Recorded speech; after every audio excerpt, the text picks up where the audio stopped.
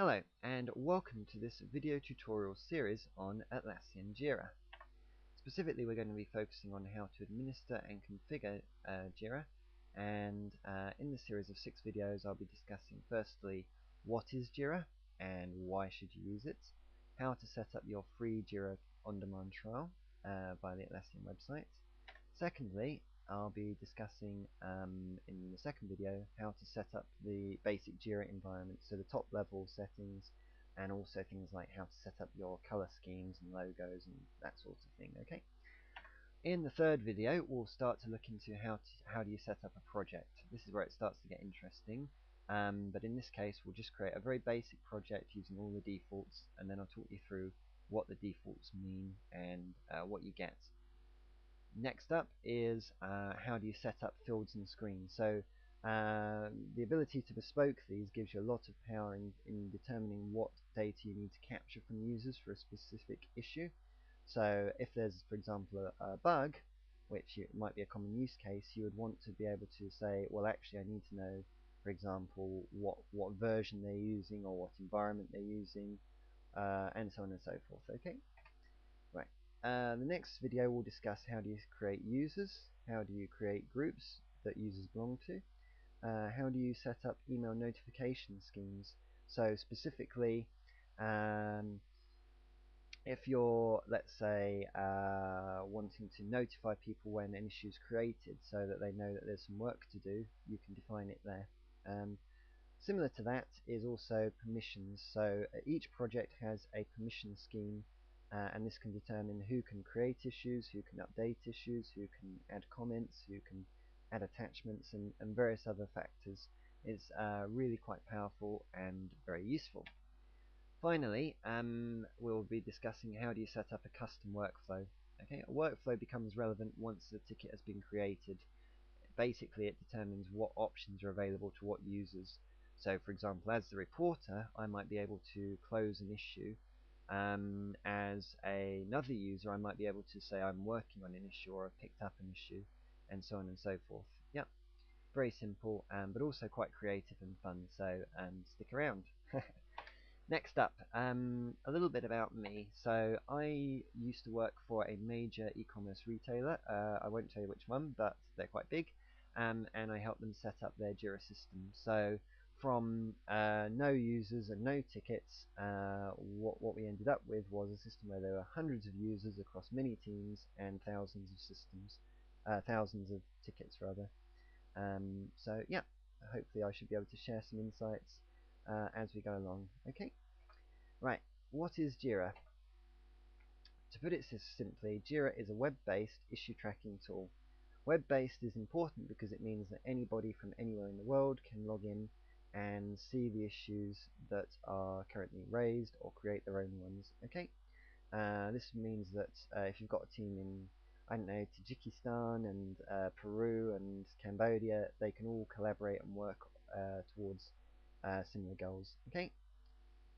Next up, tickets are raised inside projects by those with the create issue permission, of course, and then they're associated with a specific issue type, such as bug, or an issue, or an enhancement, or a query. Okay. Next up, once a ticket has been created, they can be worked on by users with permissions and reassigned, resolved, and closed. Yep. Or reopened, or any other transition that you've defined in the workflow. Yep. Okay, next up, the search feature in Jira. This is really great and really powerful tool. Essentially, every field, or virtually every field, can be queried. So you can look at things like when it was updated, who it was raised by, who the current assignee is, and so on and so forth. So I find that really useful and well worth your time. Once you've created a search result, you can save that as a filter, and then you can put the filter results onto a dashboard. So in this example, you have something. This is a bespoke gadget, but for the purposes of this video, if you look at the assign to me gadget, you could essentially do that through a filter. So you would say issues that are currently assigned to me and let's say unresolved. Okay, that way you guarantee that you're getting all the relevant data to yourself or to your users in the best possible way. Okay. Next up, why use Jira and who uses Jira? Well, the main use, of course, is software development. Once the scope of work has been defined, the work pieces are raised as tickets by project managers. So essentially, a project manager goes ahead and says, I need this, this, and this done. And they might be parent tickets underneath which subtasks could exist. Okay. Next up, developers pick up the tickets, they then set to work on them, and then when they're done, they pass them off for testing. At that stage, a tester would come along, check them out, do their tests, and then say, okay, I'm happy with that, that's accepted, and that ticket can be closed or deployed or whatever your next status is. Or they can say, actually, it needs to go back to the developers for further work. And then if all is well, the ticket can be closed by the issue reporter. So in Jira, there is very much an individual based system. So an individual reports an issue and an individual picks up the issue and resolves it.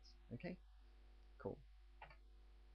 Next up we have, well, I should also add that at all times the project manager and anybody else can see exactly the status of an issue and exactly the status of a project using the dashboard, using Greenhopper, using any of the other gadgets which will give you essentially you can have like pie charts and various other interactive uh, visual aids to help PM see exactly where they stand. Okay.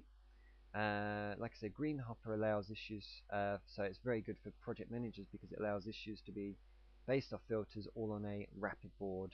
Rapid board essentially is a series of columns which are your steps from open, in progress, resolved, and closed, and then you have the ability to drag and drop issues between those using Greenhopper. So I'd strongly suggest for project managers it's a great tool. For regular users though, not essential, so we won't be covering this in this particular tutorial series, but it is worth looking into. Okay. Other uses, bit ancillary, but we'll cover them anyway. A customer services or help desk tool. So agents can raise tickets which are then dealt with by a relevant resolving team. So a customer phones up, I have a problem, the agent can't deal with it then and there, so they raise a ticket and then someone will come along from the team who can resolve it and close it down. Okay, next up. There are other uses such as a CRM tool, so that's a client relationship management tool. Yeah, I generally wouldn't advocate that. I also wouldn't advocate it as a knowledge repository either, because I think in that case Confluence, which is another tool that Atlassian produce, which is essentially a shared wiki similar to Wikipedia, is preferable. But you can adapt the tool, but I would always suggest if you're trying to use it for very extreme cases, check that there's not a better tool available. Okay.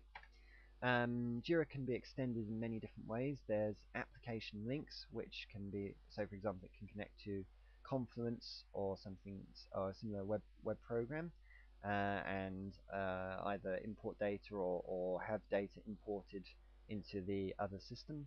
Jelly scripts can be used to automate repetitive tasks, and also plugins can greatly extend the functionality of the tool. Okay.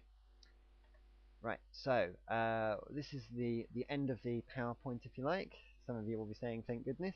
What we're going to do now is have a look at the actual online resources you can get, and we'll get on to how to actually set up your free trial. Okay.